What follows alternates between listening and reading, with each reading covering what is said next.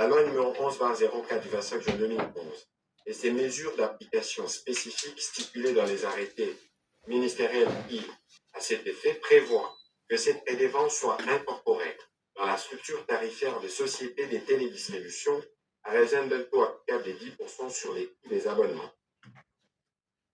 Cependant, ces dispositions légales et réglementaires régulièrement promulguées souffrent de non-application, alors que la télévision nationale dispose d'un partenaire qui a une solution technologique capable de s'interfacer avec les systèmes informatiques des sociétés des télédistributions afin de leur permettre de percevoir pour son compte les redevances qui lui sont dues et faciliter au service d'assiette un contrôle plus efficace des déclarations de ces entreprises qui réalisent des chiffres d'affaires très importants. Revenant sur l'importance d'encourager l'entrepreneuriat, notamment dans les secteurs du numérique, le président de la République a insisté sur la nécessité de percevoir cette redevance créée dans le but de permettre à la télévision nationale d'être compétitive face à la concurrence et de jouer son rôle dans la consolidation de la démocratie, de la paix, de l'unité et de la formation de la conscience nationale. Au regard de cette noble mission et de ses multiples défis, il a précisé que ces animateurs doivent être accompagnés sans réserve dans leur volonté de doter à ces médias publics des moyens dont il a cruellement besoin pour accélérer son redressement et sa pérennité, car c'est notre bien, et s'assurer que tous les télédistributeurs, sans exception, se soumettent sans délai aux prescrits de la loi et ses mesures d'application en cette matière. Un rapport circonstancié et l'entrée en vigueur effective de la loi et des mesures d'application précitées est attendu à la prochaine réunion du Conseil de ministres. Et malgré toutes les interprétations qui ont été faites au sein de l'opinion, le chef de l'État, Félix-Antoine Tshisekedi Tshilombo et le cardinal Ambongo ont conclu que les points de convergence qui les rapprochent demeurent après tout l'intérêt supérieur de la nation. C'est le constat fait à l'issue de leur rencontre, comme en témoignent ces images. Soucieux de donner tous les éclaircissements sur ces propos qu'ils jugent de malentendus sur les réseaux sociaux, le cardinal Fridolin Ambongo Besungu a été reçu ce jeudi 16 mai à la Cité de l'Union africaine par le président de la République Félix-Antoine Tshisekedi Tshilombo. Le cardinal s'est dit satisfait de cette rencontre qui lui a permis de faire la lumière au cœur de la nation sur les tumultes véhiculés dans les réseaux sociaux. Et tous les tumultes qu'on a entendus sur les réseaux ces derniers temps, j'avais souhaité rencontrer le chef de l'État.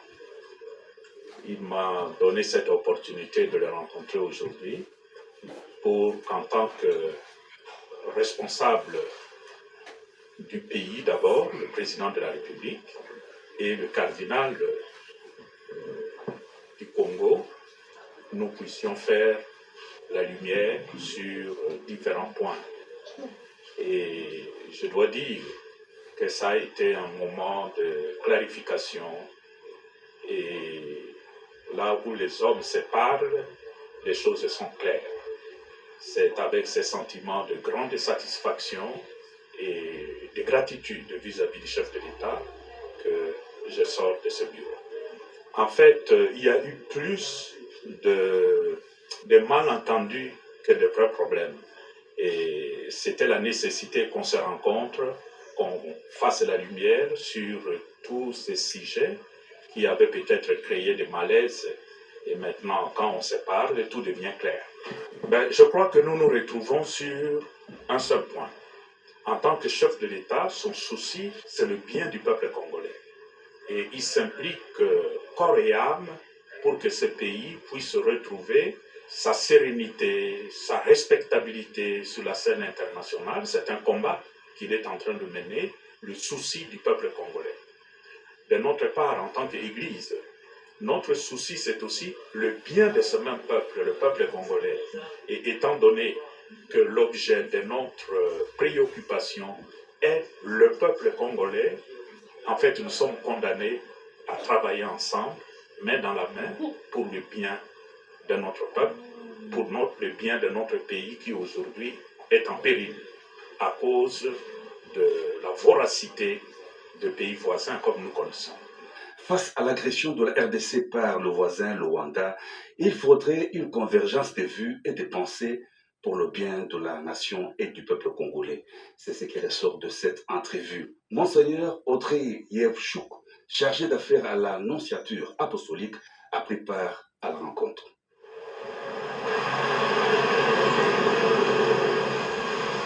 Comme annoncé au sommaire de ce journal, les forces armées de la République démocratique du Congo sont au centre de toutes les attentions en cette journée du 17 mai, une journée qui rappelle l'entrée des troupes de l'FDL sur les commandements de feu Laurent Désiré Kabila. Le 17 mai, une journée qui marque la libération du Congo et met fin à la régime dictatorial du fait président Mobutu. En cette journée, la nation célèbre les militaires congolais tombés sur les champs de bataille et ceux qui servent sur les drapeaux devant toute la nation congolaise. Jacques Abouaba, dans cette chronique, revient sur les étapes qui ont conduit à l'instauration de cette journée du 17 mai. Suivez. 17 mai 1997, un coup d'État consacre les changements en République démocratique du Congo. Cette révolution conduite par M. Laurent Désiré Kabila instaure un nouveau régime politique proche du peuple congolais qui met fin aux 32 ans du maréchal Mobutu Sese Seko Ngbendu Wazabanga. Grâce à cette révolution, la République démocratique du Congo a retrouvé son indépendance et qui a permis d'organiser un cycle d'élections libres et crédibles. En 2006, 2011, 2018 et 2023. Le 17 mai est instauré par le gouvernement congolais comme journée de la révolution et des forces armées de la République démocratique du Congo, FARDC. Une armée professionnelle, l'une des meilleures armées africaines, avec une détermination au front pour barrer la route aux ennemis de la République. Malgré cette avancée significative, la RDC est victime d'une agression de la part de son voisin, le Rwanda. Et devant le silence de la communauté internationale quant au traitement du dossier relatif à l'agression de la RDC par le Rwanda depuis des décennies, comparativement au cas de l'Ukraine, le peuple congolais n'est plus dupe. Il n'est plus naïf, il voit et il comprend. Les Congolais sont appelés à faire entendre leur voix à des menaces tendant à perturber la paix et la quiétude, cheval de bataille du président de la République, Félix Antoine Tshisekedi Tshilombo. Le peuple congolais, bénéficiaire de ces acquis, et nos forces armées sont face à un testament, celui légué par les soldats du peuple, M. Laurent Désiré Kabila, à savoir ne jamais trahir le Congo. Parlons toujours de cette célébration de la journée du 17 mai dédiée aux forces armées de la République démocratique du Congo. Au Nord Kivu, dans la ville des Goma, les gouverneurs militaires appellent la population à avoir confiance au chef de l'État Félix Antoine Tshisekedi Tshilombo qui, à l'instar de Musée Laurent Désiré Kabila, est déterminé à libérer les Congos contre les agresseurs de la RDC, notamment le Rwanda, et extirper les velléités expansionnistes de l'agresseur. Reportage Gaëtan Magalano.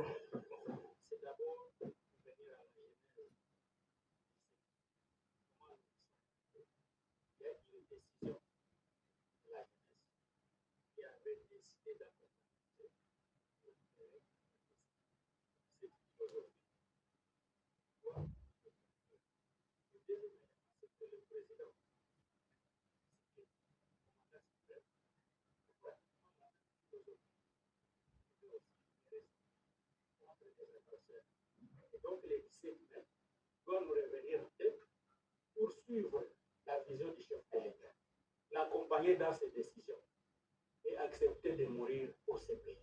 Nous n'avons pas peur des Rwandais. C'est vrai, ça peut nous déséquilibrer un peu de temps, mais nous savons que nous allons nous rester. Il n'y a rien à paniquer. Et c'est ça le message. Donc nous devons être résilients. Nous devons savoir que ce sont des humains, ils meurent aussi. Parce que chez nous, on compte nos morts, mais on ne connaît pas dans les cas ennemis. Il y a combien de morts. Donc les gens doivent savoir qu'eux aussi meurent peut-être 10 fois plus que nous. Et donc on sait que d'ici là, ça va passer. Si vous essayez de faire des investigations dans les rangs, vous allez trouver des enfants. Quand on recrute un enfant, ça signifie qu'on est au bout. On est en train de perdre les pédales.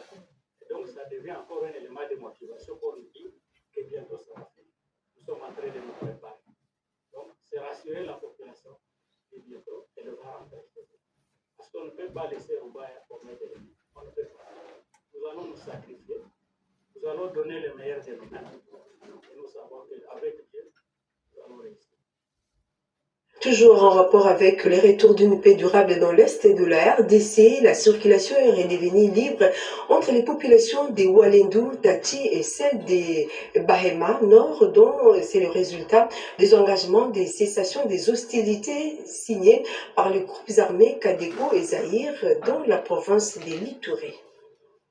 Le leader du groupe armé Kodeko de Walendu Tati et ses de l'autodéfense de Bahema Nord s'engagent à œuvrer pour la paix dans leurs entités respectives. Ceci passe par la circulation des personnes et de leurs biens, engagement pris à l'issue de la réunion du comité de sécurité du territoire de Djougou après la clôture du dialogue intra- et intercommunautaire réunissant les deux communautés tenues à Masumbuku. Les paix que je peux dire, les habitats se fréquentent mutuellement. Et nous qui prenons les armes, pour les protéger, il nous faut être vigilants à les protéger en cours de route. Que toutes les populations cohabitent comme ce fut le cas. Un motif de joie pour le chef de secteur de Walendu Tati, Joël Mandé, parlant au nom de son collègue de Bahema Nord. Qu'ils doivent veiller sur chaque population, que ce soit population même, qui passe dans la région Lendu, ils doivent veiller sur cette population, les protéger avec ses biens. De la même chose, si c'est Lendu qui passe dans la cité de Hema, là où il y a l'autodéfense aussi doit prendre l'air, les protéger aussi. C'est ça les grands souhaits et pour le chef coutumier. Cette initiative de paix, pilotée par l'administration militaire du Ituri avec la participation du PDDR16, CPM, GT Seplis, ASIA, FOMI et ACRA, intervient après la signature des actes de cessation des hostilités devant le vice-premier ministre et ministre de la Défense nationale Jean-Pierre Bemba Gombo lors de son dernier séjour à Bunia. Revenons sur cette date du 17 mai, une date qui marque également la Journée mondiale des télécommunications. L'édition de cette année 2024 est consacrée à la réduction de l'écart en matière de normalisation. En RDC, le ministre ayant en sa charge les télécommunications, Augustin Kibassa, a adressé un message à la nation suivie. Le monde entier célèbre ce 17 mai la Journée des télécommunications et de la société de l'information. L'innovation numérique pour le développement durable est le thème retenu cette année par l'Union internationale des télécommunications à l'adresse des États membres de cette instance spécialisée des Nations Unies dans notre pays, la République démocratique du Congo. Chers compatriotes, le numérique est au cœur de l'évolution technologique de notre monde. En effet, les produits et services ainsi que les modèles de gestion et les opérations de l'entreprise moderne naissent de la mise en œuvre des avancées technologiques de l'ère, particulièrement l'intelligence artificielle. Aussi, la compétitivité sur le marché mondial, la recherche et le développement de notre écosystème fondent leur socle sur la capacité des citoyens et des États à se mesurer dans un espace dominé par des innovations numériques. Cette révolution du numérique ouvre la voie à des perspectives illimitées dans la mutation à grande vitesse qui considérablement ont transformé la vie sociétale. L'automatisation et la digitalisation apportent des réponses efficaces et rationnelles au travers des produits et services à valeur ajoutée constituant un véritable levier de développement durable et harmonieux. Chers compatriotes, notre monde ne cesse de subir des mutations dans tous les domaines de la vie courante auxquels le numérique, au travers des innovations, apporte des solutions sur mesure. Cependant, les innovations numériques se conçoivent plus et se développent avec une célérité dans un environnement émancipé des prérequis en infrastructure de base et où la recherche se positionne comme un axe prioritaire des investissements publics. L'entreprise Goma Connect, powered by Ujuzi Brain, a réalisé hier jeudi 16 mai 2024 sa deuxième édition des Goma Mining Briefings sous les thèmes gouvernance des ressources minières, enjeux sécuritaires, économiques, sociaux, environnementaux et opportunités d'investissement dans l'Est de la République démocratique du Congo. Les détails avec Ndolo Demazou. L'entreprise Goma Connect, powered by Ujuzi Brain, a organisé ce jeudi 16 mai 2024 sa deuxième édition intitulée Mining Briefings sous le thème gouvernance des ressources minières, enjeux sécuritaires, économiques, sociaux, environnementaux et opportunités d'investissement à l'est de la RDC. Goma Connect souhaite que plusieurs investisseurs reviennent en province du Nord Kivu après la restauration de la paix. Pour cette édition, on va ajouter cet enjeu sécuritaire qui fait compliquer, refoule un peu les investisseurs. Alors, l'idée, c'est de ramener les investisseurs de ce côté, malgré la guerre qui ne va pas nous faire baisser les bras. Les panélistes, au cours de la conférence débat développé différents sujets, c'est entre autres les défis sécuritaires dans les zones minières. Ils ont également examiné l'impact des conflits et l'instabilité sur les secteurs miniers avant de proposer des solutions pouvant contribuer à l'amélioration de ces secteurs qui constituent les piliers de la croissance économique du pays. Justin Kazé est l'un des participants venus de Massissi, une zone occupée par l'armée rwandaise. Sous le label du M23, il ne rêve que la restauration de la paix dans cette partie de la province du Nord Kivu. Donc actuellement, je suis en train de regretter beaucoup du fait qu'on nous a ravi les gobelets, la tasse du lait. Ce sont les rebelles en fait qui nous ont ravi ces gobelets et qu'aujourd'hui toute la matière est apportée de l'autre côté d'une manière un peu abusive. Signalons qu'à la fin de cette activité, une exposition de minerais a été faite. En prévision du démarrage des travaux de construction de certaines infrastructures dans la ville-province Kinshasa, les parties prenantes ont visité les 63 km qui en constituent les tracés. L'objectif est d'évaluer l'utilité et de lever des options en vue de l'optimisation du tracé Gemima. Reportage. La contrainte majeure qui pèse sur ce projet conçu pour cette route de 63 km en 4 bandes en boucle autour de la capitale de la RDC, c'est l'occupation du tracé qui va exiger les expropriations conséquentes. La délégation conduite par l'ingénieur Nico Nzaounzaou et ses services ce mercredi 15 mai sur le tracé du projet s'en est rendu compte dès le point kilométrique 0 qui est l'entrée de la route Lutendele-Vermoudi. À sa tête, Chrysostome Ilambongo, directeur de cabinet du ministre des ITP. Ce projet est motivé par le souci de désengorger les artères de la capitale et contribuer au développement des aspects touristiques en créant cette ceinture périphérique autour de la ville, a fait savoir la CGT à ses hôtes du BTC, de l'APCSC, de l'OVD, du secrétariat général aux ITP et de la présidence de la République. La délégation qui a ainsi parcouru le tracé du projet a traversé les localités et quartiers Lutendele, Djokol, Ngombi, Ngoudiabaka vers le Congo central, Mitendi, Kibwenza et Djili Brasserie. L'Agence congolaise des grands travaux, maître d'ouvrage délégué et CISC SA, entreprise contractante, sont prêts pour un début de travaux d'ici la fin du mois de mai. En outre, les deux partenaires du programme sino-congolais projettent le lancement des travaux du tronçon de la route nationale numéro 1 allant de Mwenedi tout dans la province de la Lomami à Ngouba, dans le Haut-Katanga, pour la première semaine du mois de juin. Et 7 jours plus tard, un début des travaux sur l'axe Kananga-Kalamba-Bougie, qui sont tous désormais couverts par le financement assuré du programme sino-congolais. Voilà, ces constructions concernent d'autres provinces de la République, pas seulement Kinshasa. Un accident mortel a été signalé à Lubumbashi, au Haut-Katanga, des suites d'un éboulement au sein de l'entreprise chinoise CDM. Les bilans fait état de 5 morts. Le chef de secteur de Bukanda, Sébastien Mouepé, a pris en charge les frais funéraires pour la mise en terre de ses compatriotes. Commentaire Ricardo Bambeka.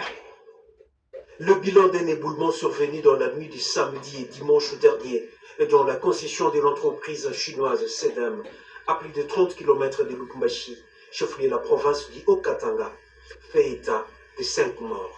Ayant appris cette tragique nouvelle, les députés provinciaux du Haut-Katanga se sont rendus à 22 km de la ville au secteur de Bukanda pour s'enquérir de la situation. Sur place, la délégation a échangé avec le chef des secteurs de Bukanda, Sébastien Mouapé Kabinda, qui a pris toutes les dispositions pour un enterrement digne de ses compatriotes qui ont trouvé la mort dans cet éboulement. C'est une occasion pour nous de remercier l'Assemblée provinciale qui s'est saisie de ces dossiers. Et nous remercions aussi l'exécutif provincial et les secteurs ne pouvaient pas rester indifférents devant cette situation que nous qualifions de catastrophique parce qu'un éboulement, c'est vrai, ça peut arriver, mais on ne pouvait pas garder nos enfants éternellement à la morgue. Le représentant des victimes remercie la délégation des députés provinciaux qui se sont déplacés pour la cause de leurs membres des familles, mais également le chef des secteurs de Bukanda pour avoir pris la charge de tous les frais funéraires. Tunapikia beaucoup plus. Nous remercions les députés provinciaux pour l'attention et nous remercions surtout le chef des secteurs de Bukanda qui a pris tous les frais en charge. Que la justice soit faite. Sébastien Mouapé promet de tout faire pour que lumière soit faite autour de cet incident qui a emporté la vie de 5 de ses administrés. Santé avec cette journée commémorative de la lutte contre la tuberculose, une journée organisée au Kasaï Chikapa le 16 mai dernier. À cette occasion, la division provinciale de la santé du Kasaï a organisé une manifestation avec comme thème « Ensemble, nous pouvons mettre fin à la tuberculose en République démocratique du Congo ». Les détails avec Franklin et Claire Kalombo. Commémorer chaque 24 mars de l'année, la journée mondiale de la lutte contre la tuberculose a été célébrée à Chikapa ce jeudi 16 mai 2024 par la division provinciale de la santé sous le haut patronage de son Excellence, Monsieur le gouverneur de province du Kasaï. Cette commémoration a débuté par une marche de santé qui est partie de la paroisse catholique Saint-André de Dibumba pour chuter à l'hôpital général de référence de Chikapa. Dr Louis Chulo, chef des divisions provinciales de la santé, a au cours de son intervention montré que la tuberculose est et reste un réel problème de santé publique à travers le monde.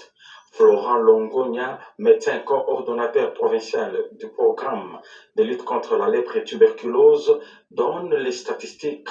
Et pour la province du Kasaï, nous avons notifié 15 420 cas. Et parmi ces cas, il faut dire que la prédominance était de sexe masculin. De son côté, Aaron Kachimou, ministre provincial en charge de la santé, faisant l'intérim du gouverneur de province qui a lancé les activités de la JMT 2024, apporte ces quelques précisions. En répondant ainsi aux besoins de santé de ceux qui sont désavantagés, marginalisés, non couverts par les systèmes de santé, nous améliorerons pour tous l'accès aux services de santé. Les participants à la commémoration de cette journée ont adhéré au thème de cette année qui est « Ensemble, nous pouvons mettre fin à la tuberculose en RDC ». En séjour dans la capitale, le gouverneur du Kasaï oriental plaide pour la dotation de matériel numérique pour un meilleur rendement au sein de la sous-station de la RTNC Kasaï. Le chef de l'exécutif provincial a rencontré personnellement la directrice générale de la radio-télévision nationale congolaise, Sylvie Elengue, à qui il a remis son plaidoyer pour une solution très attendue. Reportage. Comment apporter la voix de la radio-télévision nationale congolaise sous station Kasaï oriental? Le gouverneur Aïe Ananias Mouzadi est reçu en audience ce jeudi 16 mai par la directrice générale de la RTNC, Madame Sylvie Elengue Niembo. Soucieux de voir l'association RTNC Kasaï oriental être parmi les éléments déclencheurs de développement, le gouverneur Aïe Ananias Mouzadi est venu présenter ses civilités à Madame DG de la RTNC. Remercions les chefs de l'État champion de la masculinité positive pour le choix de Madame Sylvie Elengue Niembo à la tête de la RTNC. Dans la même logique, les premiers citoyens du Kasaï oriental a plaidé auprès de la directrice générale Sylvie Elengue Niembo pour la dotation de matériel numérique et non numérique pour la station du Kasaï. J'ai formulé ma demande. La première était relative à tout ce qu'il y a comme équipement de la RTNC Kasaï oriental pour que Madame nous apporte un support afin que la RTNC Kasaï oriental puisse s'aligner aux standards des autres directions à travers le pays. Le deuxième volet de mon plaidoyer est relatif à la formation. Vous savez, il n'y a pas plus que capital que les ressources humaines. Nous avons aussi plaidé pour que ces dernières puissent bénéficier d'une formation qui aiderait à ce qu'ils servent davantage notre République et particulièrement les Est-Kassaïens au Kasaï oriental. Signalons que la directrice générale de la RTNC a lancé la campagne de dotation des outils numériques et non numériques aux stations et sous-stations à travers la République. La 8e édition du Forum Géosciences a vécu ici dans la capitale, à l'Université de Kinshasa, du 15 au 16 mai 2024. Les participants ont débattu sur les enjeux géostratégiques et économiques des ressources naturelles de la RDC face aux nécessités écologiques du développement durable et l'approvisionnement mondial, rapporte Nono Maseko. La 8e édition du Forum Géosciences a vécu du 15 au 16 mai 2024 dans la salle Monécoso à l'Université de Kinshasa, tenue sous le thème Enjeux géostratégiques et économiques des ressources naturelles de la RDC face aux nécessités écologiques du développement durable et l'approvisionnement mondial à tous défis et perspectives. Ces forums avaient pour objectif de renseigner les étudiants et les enseignants de cette institution académique sur les enjeux en termes d'opportunités qui représentent les ressources naturelles de la RDC, pays solution en matière énergétique par son hydrographie. Après plusieurs interventions, notamment celle des responsables de l'IGF, de l'Abralement et de l'ONEM, le directeur des cabinets de l'Agence congolaise de la transition écologique et développement durable, ACTED, Jean-Baptiste Mianga, représentant de la coordonnatrice, Marie-Pascale Malanda, s'est penché sur ces sous-thèmes intitulés Zoom sur les paradoxes électriques de la RDC. Et j'ai expliqué que nous n'avons pas manqué de l'énergie dans notre pays. Malgré cette abondance de sources, notre taux d'accès à l'électricité vient à peine de dépasser 21%. La solution donc, de construire d'autres nouvelles centrales. Les autorités qui vont nous suivre doivent programmer concomitamment la poursuite des travaux de ANSER avec le PDL 145 et le développement des grands sites. L'Agence congolaise de la transition écologique accompagne toute organisation qui milite pour la mise en place de la transition énergétique en RDC. Elle a déjà accompagné l'Université protestante de Kinshasa et l'Université libre de Kinshasa dans la sensibilisation des étudiants et professeurs sur les défis, enjeux et opportunités de la transition économique en RDC. Et enfin, cette page noire et des souvenirs, décédé depuis le mois d'avril dernier, André Kadima, propriétaire de Béatrice Hôtel durant sa vie sur Terre, a consacré ses actions à apporter de l'aide à des milliers de personnes, et ce à travers toutes les provinces. Cette marque de générosité lui a valu une messe d'action de grâce pour un hommage mérité en sa mémoire, nous dit Rodépanda dans son reportage. La République démocratique du Congo venait de perdre, depuis le mois d'avril dernier, l'un de ses fils, une personne attachée à sa patrie, un véritable patriote, digne de son nom, un homme plus social et philanthropique, mais aussi un opérateur économique. Pour rendre hommage à sa mémoire et à ses œuvres humanitaires, l'Église du Christ au Congo, à travers l'Église locale, 13e communauté de la Gombe, a organisé un culte d'action de grâce en reconnaissance de cet homme, fidèle catholique, mais honoré par les protestants. Pour le révérend André Bokondo, président national et représentant légal de l'ECC, son homonyme, André Kadima, était plus qu'un ami. J'ai découvert que cet homme m'aimait beaucoup, si bien que si vous partez aujourd'hui chez moi au village, vous allez vous retrouver dans une petite ville dans la forêt. Parce que la nuit, quand vous arrivez chez moi, tout est illuminé. Et c'est grâce à Papa André. Pour le révérend Sadat Mossi Ndimba, président urbain de l'ECC Kinshasa, l'illustre disparu ne trouvait pas de repos dans son cœur aussi longtemps qu'il n'avait pas encore trouvé la solution aux vulnérables. Et on avait un point commun quand on s'est rencontrés, la phrase que le président national a répétée, la compassion. Il était tout le temps dérangé quand il faisait des efforts seuls et puis contacter d'autres personnalités politiques, des autorités qui ont des moyens pour aider les pauvres. Et quand il ne répondait pas, Papa Kadima était très soucieux. Pouvons-nous attester qu'André Kadima, responsable de Béatrice Hôtel de la Gombe, était un modèle à suivre pour les biens